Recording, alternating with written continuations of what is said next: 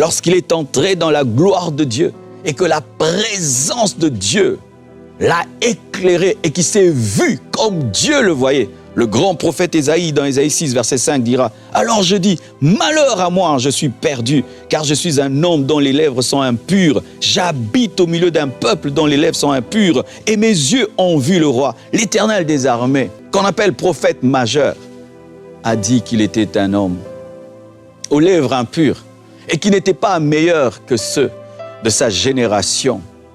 Ça l'a brisé, ça l'a humilié. Il est impossible de connaître le vrai brisement sans avoir été dans la lumière de Dieu, où tu te vois tel que Dieu te voit. C'est alors que ton cri sera réel et profond, et c'est ce qui déclenchera ton réveil. C'est pourquoi je prie que là où tu es, que la présence de Dieu vienne dans ta maison, vienne dans ta chambre, et que tu sois convaincu et que tu te voies comme Dieu te voit.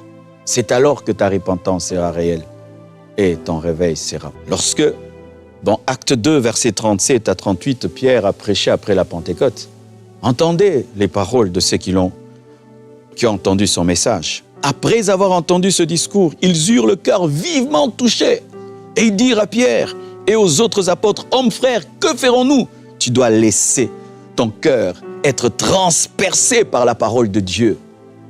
Laisse ton cœur être touché par la parole de Dieu. Tu écoutes la parole, elle commence à te toucher, tu arrêtes.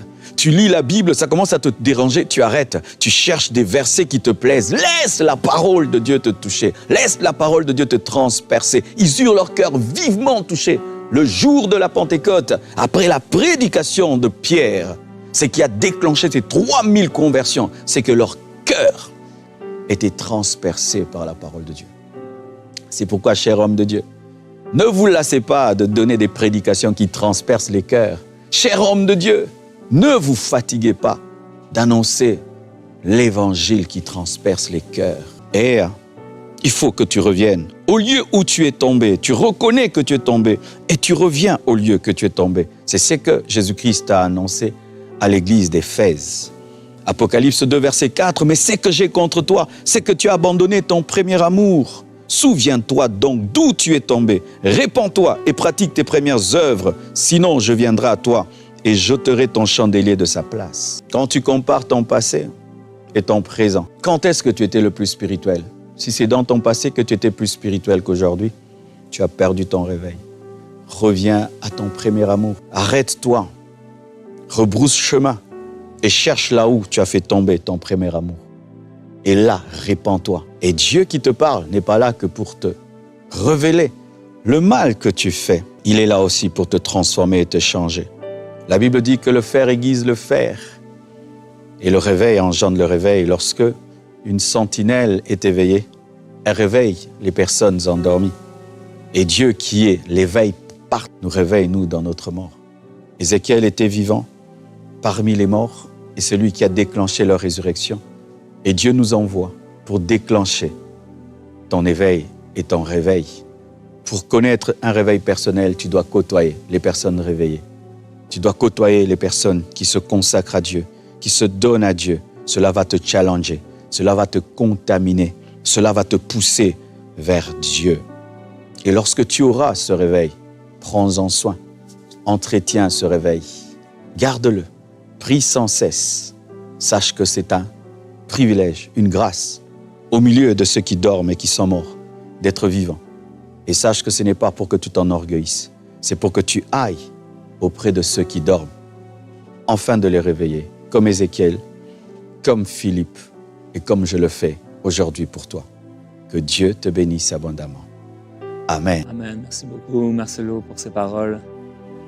La parole de Dieu déclare, si tu gardais le souvenir des fautes, Seigneur, qui pourrait subsister? Alors aujourd'hui, tu as entendu ces paroles et dans ce temps de prière, je t'invite à pouvoir t'approcher du Seigneur et à lui demander pardon pour tout ce que l'Esprit de Dieu a révélé aujourd'hui, tout ce qu'il a mis en avant, tout ce que tu sais lui déplaire. Seigneur, nous venons à toi aujourd'hui avec humilité et nous te demandons pardon. Pardon pour la froideur, la tiédeur. Pardon pour toutes les fois où on s'est laissé aller, on s'est laissé emporter à des choses qui te déplaisent, à des futilités, à des vanités, à des choses qui nous ont éloignés du feu de ta présence. Père, je prie pour ton peuple.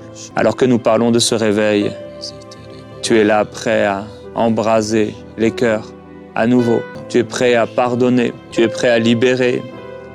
Tu es prêt à restaurer. Seigneur Jésus-Christ, je prie pour tous ceux qui se sont endormis, tous ceux qui ont été fatigués, ceux qui se sont lassés, ceux qui sont tombés, ceux qui se sont arrêtés. Et je te demande, s'il te plaît, Seigneur, relève-les, réveille leur esprit, qu'ils puissent, comme le Fils prodigue, revenir à eux-mêmes et réaliser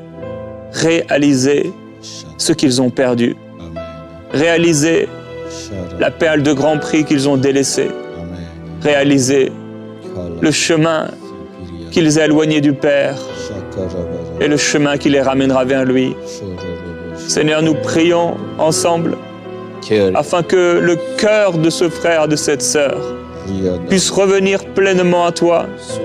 Oui, nous revenons à toi et tu ne nous rejettes pas.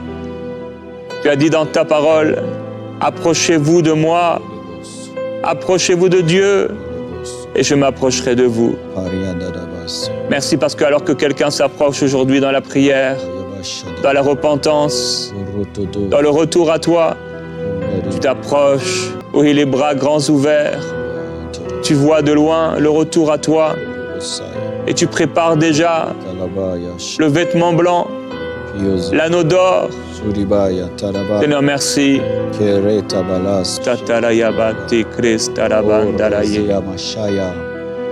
Oh Père éternel, nous prions pour tous ceux qui ne savent pas comment faire. Oh Saint-Esprit, guide-les. C'est toi, Saint-Esprit, qui conduit vers la chambre haute. C'est toi qui maintiens dans la chambre haute. C'est toi qui embrase la chambre haute. C'est toi qui bouleverse la chambre haute. Saint-Esprit, nous t'invitons dans les vies, dans les cœurs et dans nos propres vies. Et je prie que ceux qui ont reçu le réveil sachent l'entretenir, le conserver, le garder jusqu'à ton retour, car tu reviens bientôt. Garde, Seigneur, ton peuple dans le réveil et que ce réveil qu'ils reçoivent soit partagé, soit contagieux, puisse embraser les autres. Car nous sommes embrasés pour embraser, éclairés pour éclairer, éveillés pour éveiller.